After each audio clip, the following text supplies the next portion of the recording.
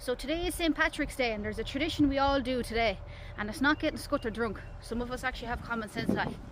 Of course it's sowing the spuds. So I already have it marked out here, the spacing that's needed, about 24 inches apart, and I'm going to be sowing them about 6 inches deep then. So what I have underneath all the sheep's wool here is farmyard manure, and it's no more than 2 years old and it's not fully rotted, and I find that's what potatoes love. They like a slightly acidic soil, so not fully rotted farmyard manure just like that.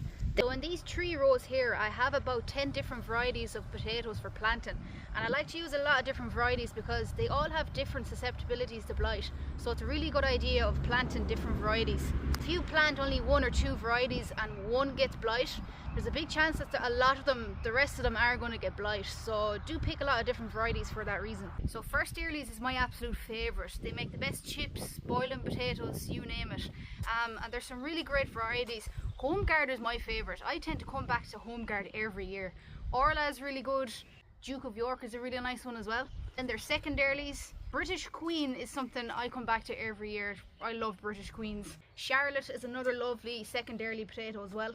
If you like fluffy potatoes, then you're going to want to sow a lot of main crops. The Irish are mad for roosters. I'm actually not really fond of roosters. I think they're overrated.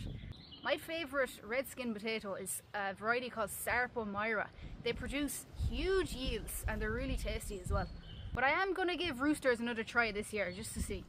It's really interesting with this sheep's wool as well. So I find when it starts to break down, you have these like little white things here. I thought it was mycelium when I seen it, but I'm not sure. Is it like maybe little nitrogen nodes or something? I don't know. Someone might be able to answer me there. And if you follow me long enough, you already know that you're not going to get too much scientific facts with me.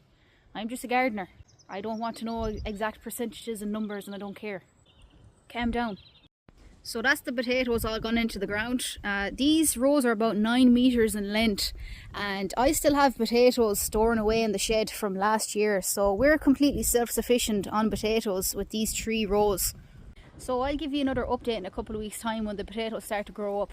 And trust me, I am aware that this sheep's wool is very sore in the eyes. I know it's not nice to look at, but believe it or not, when these potatoes grow up out of the ground, you'll barely notice it. You'll actually barely notice it. So the sheep's wool is going to suppress the weeds for me, and because they're so well mulched, you won't get as much green potatoes. So anyways, I'll give you an update in a couple of weeks' time.